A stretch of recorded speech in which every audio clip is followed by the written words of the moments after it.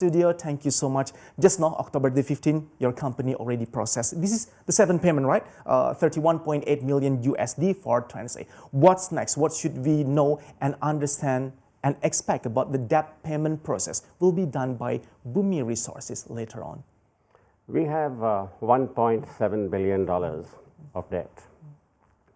Out of that, we have 5 years to pay down that debt starting December 2017. Between April 2018 and 15th of October this year, we have paid $302.2 million, of which $191 million is the principal of Tranche A, and $111 million is the interest, which was back interest on this tranche. Our expectation is that by 2021, maybe early if we can, we should be able to settle the full tranche of $600 million principal. And we believe that by the end of 2022, we should be in a position to also settle Tranche B, which is another $600 million. Now, that is our plan.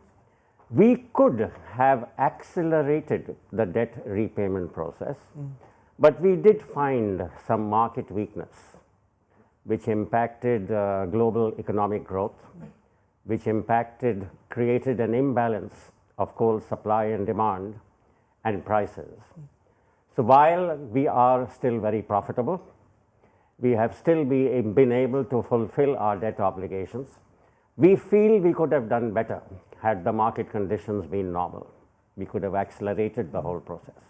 With whatever happened lately, will it create like big disruption as well? Even though you are confident that with the total $1.7 billion liability, you can meet your obligation later on the date. Well, there is no reason for us to believe that the current market turbulence is something that is likely to be long term.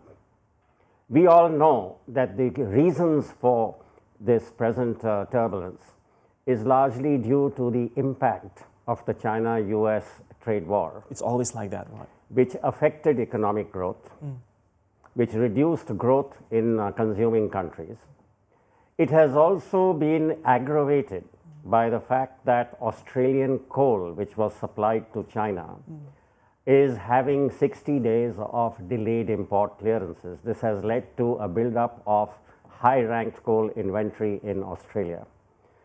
Now, they've had to find alternate markets, which are Asian markets, which are traditionally Indonesian markets. As a result of that, the Newcastle index has dropped. What used to be around $100 per ton about a year ago, that Newcastle index is currently running at $66, and but the future outlook continues to be relatively stronger. We see coal prices in contango, and we believe that Q1 2020 forward prices are in the early 70s, and we hope that they can stabilize at a level of $80, which is very good for our company and which is very good for our ability to repay debt on schedule.